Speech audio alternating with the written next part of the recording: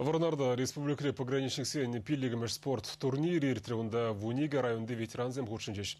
Сельбулова пограничный Брасова обществовала перлежу ергелене.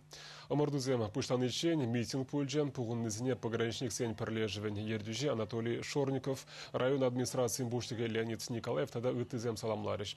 Шамбеге пугуннызем служба тивишне пурныштаза пушхунызне азынза палгумне чеджексем будеш.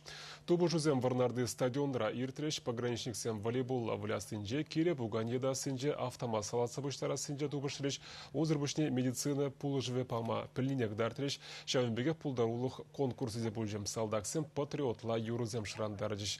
Мала дұқнызіне хизеп худюзем тада медальзем парза хавғаландарыжыш.